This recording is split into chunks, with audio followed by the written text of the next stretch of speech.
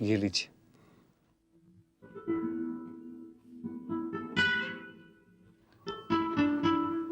जीजा जी, मैं जानता हूं कि पुराने जख्मों को कुरेदने से बड़ी तकलीफ होती है, लेकिन मैं क्या करूं? मैं सच्चाई के आखिरी सिरे तक पहुंचना चाहता हूं। सुधा दीदी के लिए, आपके लिए, मैं गुनहगारों को सजा दिलाना चाहता हूं। जीजा जी,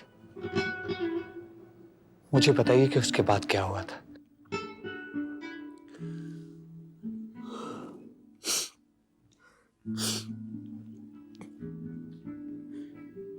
पिताजी को मां की जिद के सामने झुकना पड़ा। दुख से और पूछे मन से सही,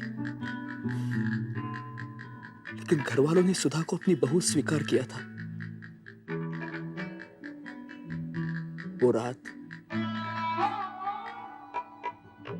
वो रात मेरे जिंदगी की सबसे खूबसूरत रात थी।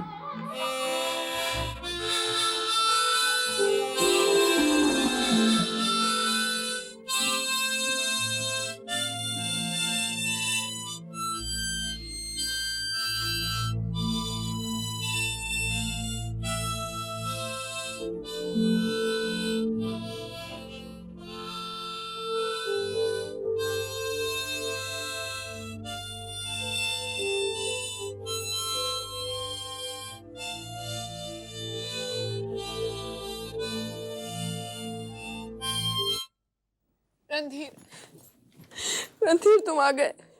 बात क्या है सुधा? तू रो क्यों रही हो? रणधीर, रणधीर मुझे यहाँ बहुत अजीब सा लग रहा है। तुम्हारे बाबूजी की गुस्से भरी आंखें बार बार मेरे ख्यालों में आती हैं और मेरा दिल घबराने लगता है। ए सुधा, डर मत, सब ठीक हो जाएगा। बैठो बैठो।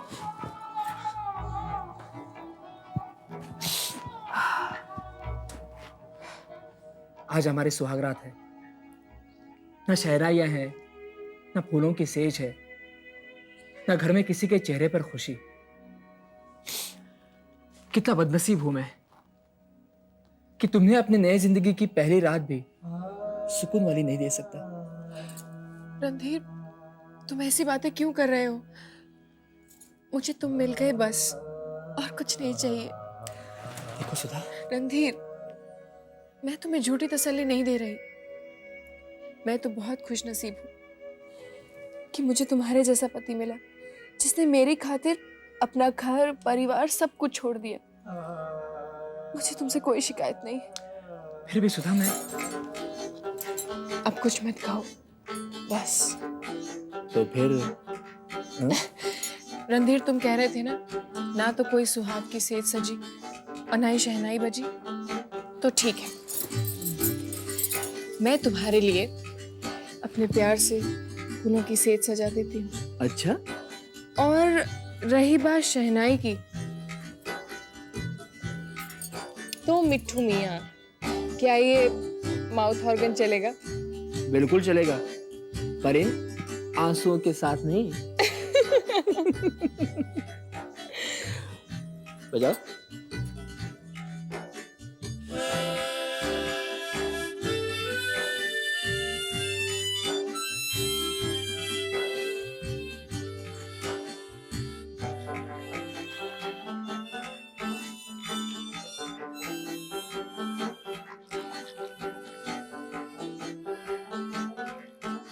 हद कर दी है मां ने भी। इस रणधीर और उस गैरजात औरत को घर ले आई। लोग सुनेंगे तो धिक्कारेंगे हम। मेरा वश चले तो उस लड़की को काट कर उसके टुकड़े बना दूं। ऐसा भी क्या गुनाह किया उस लड़की ने? क्या गुनाह किया है? हमारा पैसा, हमारा रुतबा देखकर रणधीर को अपने जाल में फंसाया है उसने। ऐसा भी तो हो सकता है ना कि रणधीर भाई ने उसे अपनी जाल में फंसाया हो। दिमाग खराब हो गया तुम्हारा? उस लड़की में ऐसा है क्या जो रणधीर फंसाएगा उसे? क्या है, अच्छी खासी खूबसूरत तो है ना वो। तो खूबसूरत लड़कियां क्या ठाकुरों में नहीं होती? और खूबसूरती ही देखनी थी तो अपनी बिरादरी में मिल जाती, साथ में पैसे वाला ससुराल भी। लगता है रणधीर भैया ने उस लड़की में उसकी खूबसूरती और पैसा नहीं, बल्कि उसका दिल देखा है। बकवास मत करो तुम। शादी दिल विल देखकर नहीं की जाती, उसके लिए पोजीशन चाहिए, हैसियत चाहिए। मुझे तो लगता है उस लड़की ने कोई जादू टोना कर दिया है रणधीर पर। हाँ, वो ऐसी गलती कभी नहीं करता। हाँ, वैसे भी आपके परिवार में मर्द कभी गलती करते ही नहीं है। सारी गलतियां तो औरतें ही करती है ना। अच्छा, मुझे पता है तुम मुझे ताना दे रही हो, लेकिन तुम जो कह रही हो वो सच है। हमारे परिवार में औरतें ही गलती करती हैं, और गलती की सजा वक्त पर नहीं दी गई तो बदतमीजियां कर देती हैं।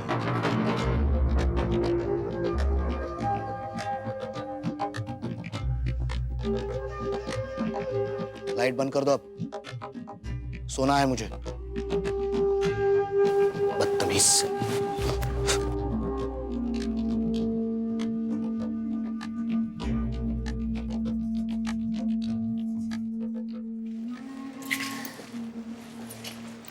दो बेटा, बाबूजी को दो। ये क्या है? शगुन की खीर है चेची। बहू आज पहली बार रसोई घर में गई है। इसने अपने हाथों से बनाई है।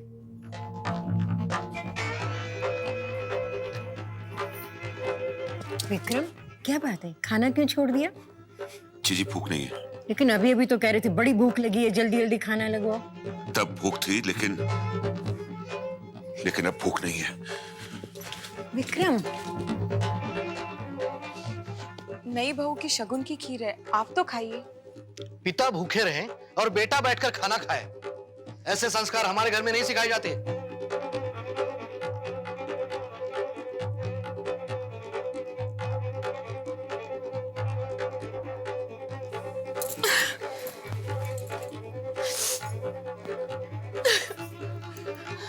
दीदी, मन छोटा मत करो सुधा। रीति रिवाजों पर पड़ी धूल को साफ करने में वक्त तो लगेगा ही ना। लेकिन तुम फिक्र मत करो, तुम्हारी बनाई हुई खीर कोई खाए ना खाए, मैं जरूर खाऊंगी। देखे तो सही खीर कैसी बनी है।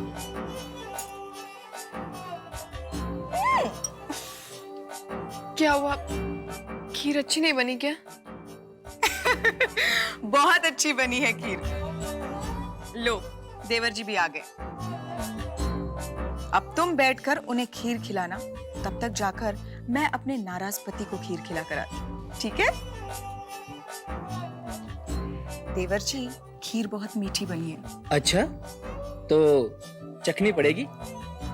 जाइए।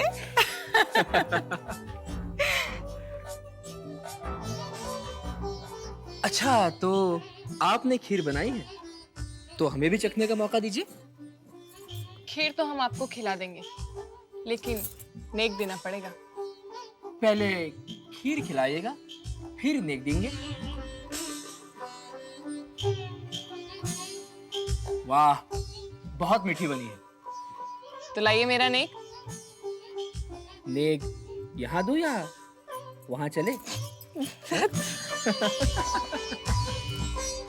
विक्रम, ये लो प्रसाद। जीता। अरे वाह, जीजी आप भी हैं? चलिए अच्छा है, आज हम तीनों मिलकर के मॉडर्न नाश्ता करेंगे, सैंडविचेस का। लीजिए। ला देखें तेरा ये मॉडर्न सैंडविच क्या है। अरे हमारे घर में सैंडविचेस का नाश्ता कब से होने लगा भाई? नई बहू सुधा ने बनाए हैं। सुमित्रा, मैंने तुम्हें कितनी बार कहा है कि मैं उस लड़की के हाथ का पानी भी पीना पसंद नहीं करूंगा, फिर भी तुम। विक्रम, अब बस भी करो, मैं तो परेशान हो गई हूँ। अरे 6 महीने हो गए शादी को। जमाना जानता है कि सुधा हमारी बहू है, और हमने उसे स्वीकार भी कर लिया है। दीदी, उसे स्वीकार करना मेरी मजबूरी थी। वो तो सुमित्रा ने जिद की थी, इसलिए मैं। मेरी जिद गलत नहीं थी जी। सुधा बहुत अच्छी लड़की है, यकीन मानिए मेरा। पता है, 6 महीने में पूरे परिवार के साथ ऐसे घुल मिल गई है जैसे वो परिवार का हिस्सा हो। और शिवानी तो उसे बहन की तरह प्यार करती है। पागल हो गई है शिवानी, और पागल हो गए तुम सब लोग। वो लड़की हमारे इस खानदान पर एक कलंक है, जिसे अब मिटाया भी नहीं जा सकता। मैं उस लड़की को कभी स्वीकार नहीं करूंगा, कभी नहीं। हे भगवान, इनके दिमाग से ये ऊंच नीच जात बिरादरी की बातें कब निकलेगी? हे प्रभु, मैं दिन रात इस परिवार का भरोसा जीतने में लगी हूँ, लेकिन हर बार निराशा ही मेरे हाथ लगती है। आखिर आखिर ये मन से मुझे स्वीकार क्यों नहीं करते? मेरा कसूर क्या है? क्या मेरा कसूर ये है कि मैंने रणधीर से प्यार किया, या फिर ये कि मैं उनकी बिरादरी की नहीं हूं? फिर क्यों नहीं इस ऊंच नीच जात बिरादरी की दीवार को तोड़ देते? प्रभु, मुझे शक्ति दो, मुझसे और बर्दाश्त नहीं होता, मुझसे और बर्दाश्त।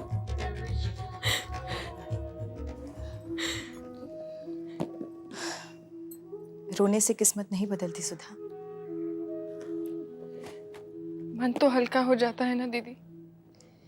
आंसू इंसान को कमजोर भी तो बनाते हैं। आंखों में आंसू रखकर तुम ये लड़ाई नहीं जीत पाओगी। आंखों में उम्मीद और दिल में हौसला रखो। समय धीरे धीरे हर जख्म को भर देता है। धीरज रखो सुधा, सब ठीक हो जाएगा। सुधा, बेटा, मैं चाहती तो थी कि तुझे भी इस घर में वही सम्मान मिले जो अनुपमा को मिलता है, लेकिन मैं क्या करूं? शायद तेरे बाबूजी को मनाना मुझे नहीं आता। बेटा, मुझे माफ कर देना। माँ जी, अगर आपका आशीर्वाद हमारे साथ है तो हमें यकीन है कि बाबूजी भी एक ना एक दिन हमें जरूर स्वीकार कर लेंगे। जरूर स्वीकार कर ले। ये लो बहू, ये हमारे खानदानी जेवर हैं जो इस घर की बहुओं को दिए जाते हैं। लेकिन माँ जी, ले लो सुधा, ये माँ जी का आशीर्वाद है। बस एक बात का ख्याल रखना, जब तक तुम्हारे बाबूजी अपनी जिद ना छोड़ दें, ये जेवरों वाली बात उनके कान तक ना पहुंचे।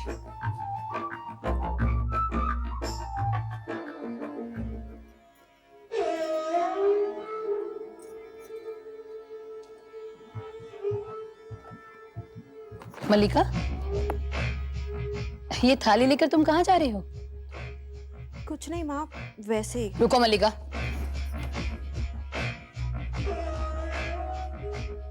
खाना? ये खाना लेकर तुम कहाँ जा रही हो? माँ, मैंने सोचा छत पर धूप में बैठकर खा लूंगी। झूठ मत बोलो मल्लिका। मैंने तुमसे कितनी बार कहा है कि सुधा से तुम अपने आप को दूर ही रखो। सच बता, तो सुधा के साथ बैठकर खाना खाने जा रही है ना? देख मल्लिका, अगर जेठ जी को इस बात की मल्लिका,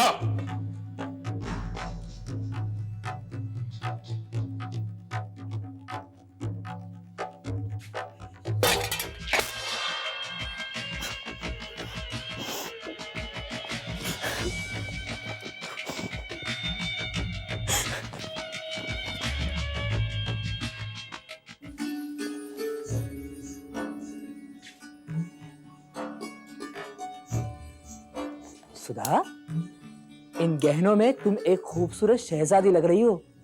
सच? लेकिन पूछोगे नहीं कि ये गहने मुझे किसने दिए हैं? तुम ही बताओ, किसने दिए? माँ जी ने।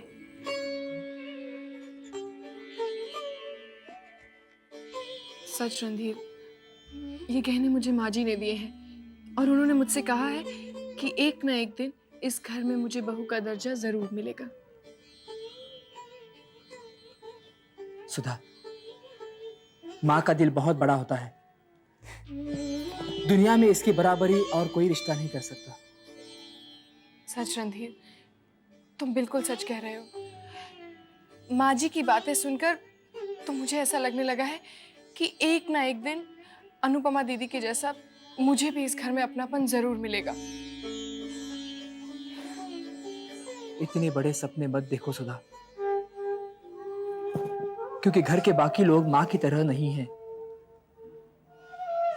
खैर, तुम फिक्र मत करो, तुम्हें भी इस घर में बहू का दर्जा जरूर मिलेगा, और वो तब जब मैं फाइनेंशियली इंडिपेंडेंट हो जाऊंगा, अपनी अलग पहचान बनाऊंगा, और मैंने उसकी कोशिश शुरू कर दी है।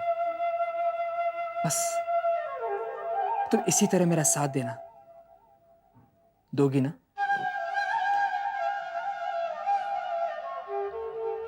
तो चलो मेरा सामान पैक करो, मैं आज दिल्ली जा रहा हूं। दिल्ली? रणधीर, अचानक दिल्ली का प्रोग्राम, ऐसी कौन सी इमरजेंसी है? मैं अपना खुद का रेडीमेड गारमेंट्स का बिजनेस शुरू कर रहा हूँ। उसी सिलसिले में मुझे अपने दोस्त से दिल्ली में मिलना है। ए सुधा, कुछ ही दिनों की तो बात है, घर में बाकी सारे भी तो लोग हैं। देखो तुम्हें बिल्कुल अकेलापन नहीं लगेगा।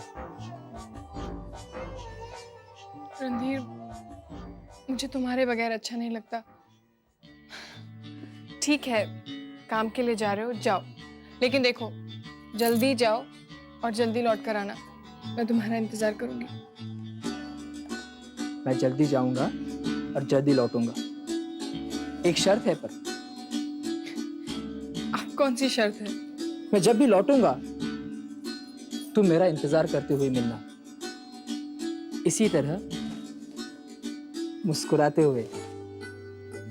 देखो सुधा, तुम्हें यहाँ मेरे बगैर अगर अच्छा ना लगे ना, तो मुझे छोड़कर कहीं चली मत जाना प्लीज। रणधीर,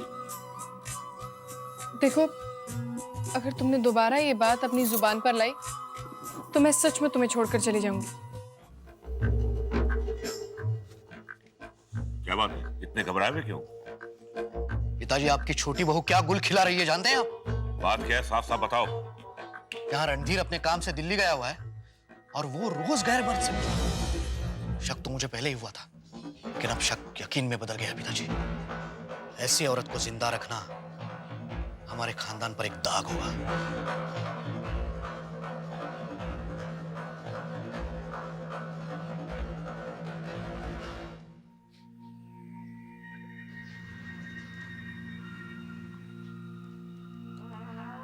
क्या हुआ? क्या हुआ काका?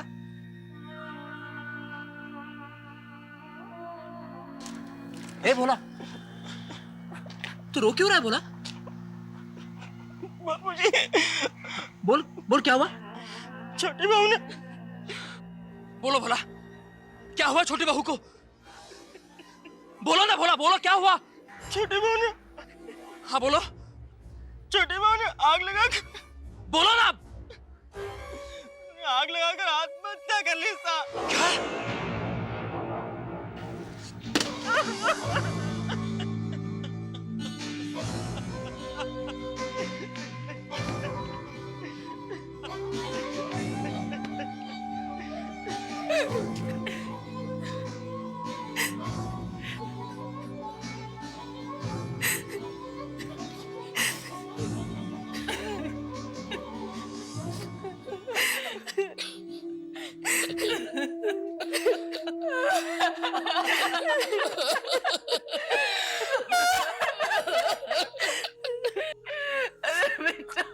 ये क्या हो गया?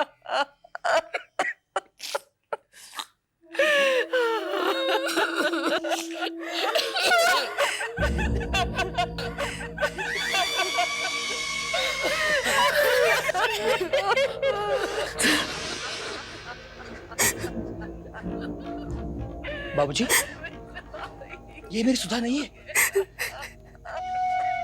भैया, ये मेरी सुधा नहीं है।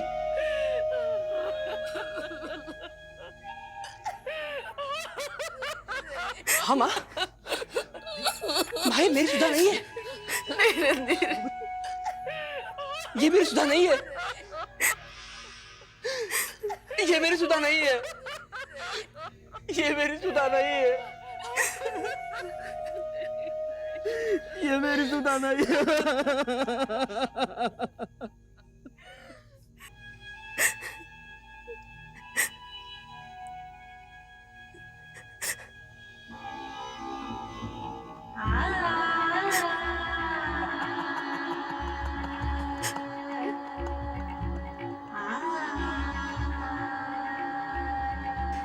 ये मेरी सुधा नहीं है।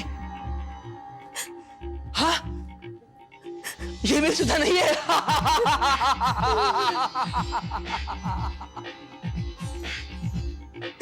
ये मेरी सुधा नहीं है।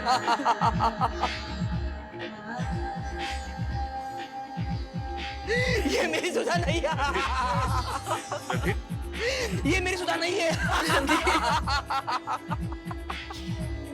ये मेरी सुधा नहीं है।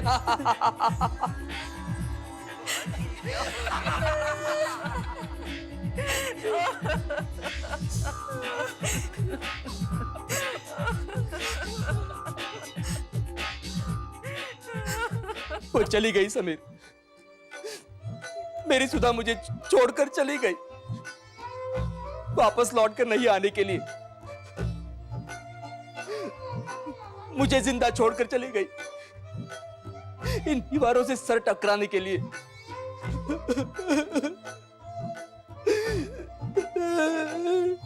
समीर, मुझे मेरी सुधा दे दो समीर, मुझे मेरी सुधा दे दो समीर, मुझे मेरी सुधा दे दो। दीदी, मैं जानता हूं कि तुम्हारी हत्या की गई थी। मैं तुम्हारे हत्यारों को चैन से जीने नहीं दूंगा। उन्हें उस गुनाह की सजा मिलेगी, जरूर मिलेगी दीदी।